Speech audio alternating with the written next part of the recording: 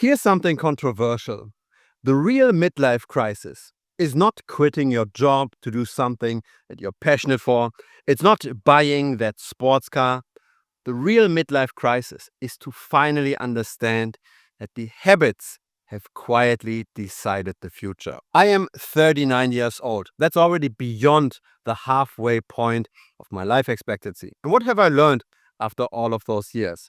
We have more of a perspective now, right? We can see how the nerds, they became nerdier, and the lonely, they became lonelier. So really, life doesn't balance out after a while.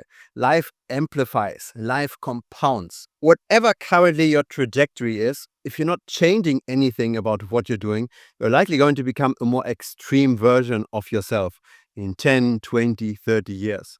So those are the kind of things we tend to ignore when we are just in our 20s. Right? We don't think that if we go out every night, if we go drinking every night, if we don't save anything, that this really have any kind of long-term impact. We think we can turn things around, but really it's a matter of habits.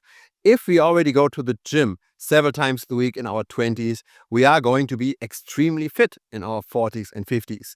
If we are already overweight in our 20s and we're not changing anything, then things will be just worse 1, 2, and 3 decades from now, right? A calorie surplus will always be a calorie surplus, and that means long-term growth in terms of body shape.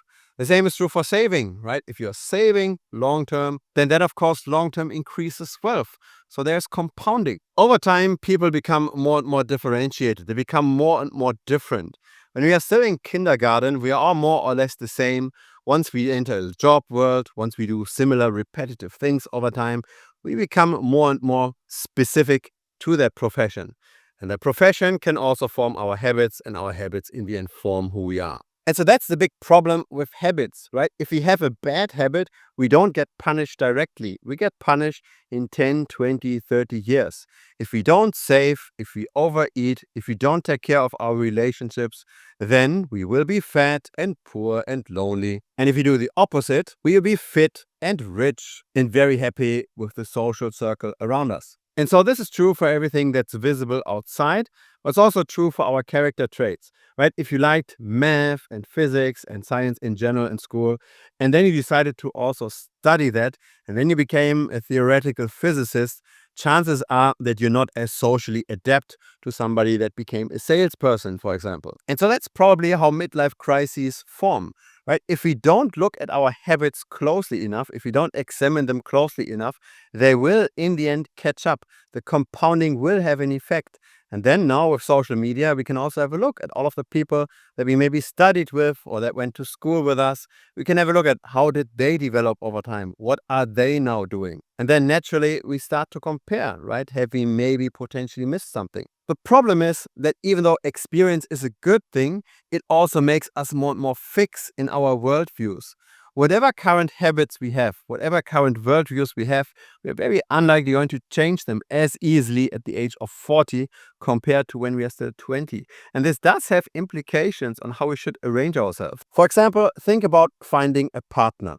When you're still in your 20s or in your early 30s, you're still changing a lot. You change the place where you live, you potentially change careers, you change lifestyles as well, and you can adopt to your partner. As in, you don't have to find the perfect match that has the exact same gym routine, that has the exact same spending habits, that has the exact same political views. Those kind of things tend to match and change relatively easily at young age. They don't change that easily anymore with 40. I think it's much, much better to find your partner to potentially then have a family with early in life. I think it's much harder to do so successfully later in life, after we've already come accustomed to our habits and we're very unlikely going to change them. In other words, it's very hard to find the perfect matching painting in an already fully furnished house.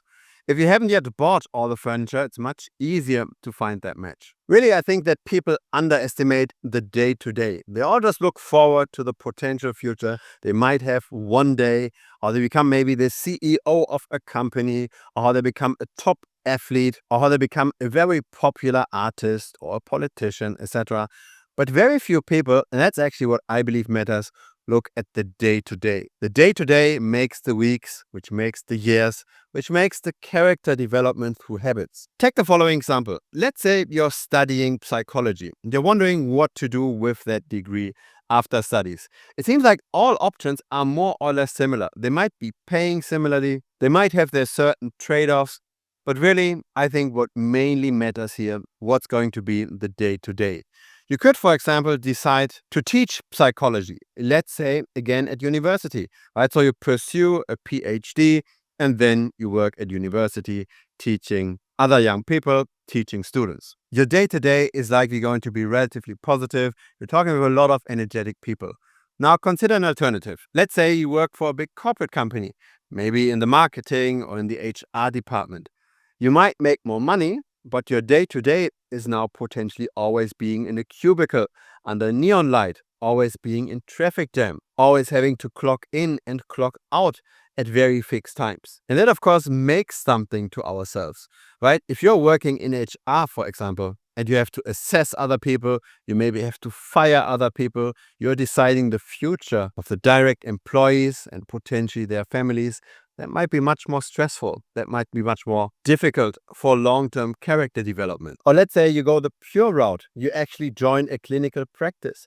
Let's say you're helping the people that have trouble with addictions, that have trouble with relationships, that have trouble with their depression. Imagine day in and day out, you always have to solve people's depressions. Isn't that depressing in itself? Yes, of course, you're helping people, but really, day in and day out, you're always seeing misery. Really, the choice between helping people that are young, that start their careers, that enter university, versus helping people that are struggling in the darkest moments of their life, day in and day out, that has an impact. And I think those are the kinds of thoughts most people don't have, and why most people might live through a midlife crisis. They might see themselves in a very depressing job because they haven't really consciously thought about how they are not just working, but how the work is also working on them. Really, I think it's hyper important to think about what should the day-to-day be. How do I actually want to live my life? And what kind of person do I want to become? Do I always want to think about other people's depressions, or do I want to help other people kickstart their career?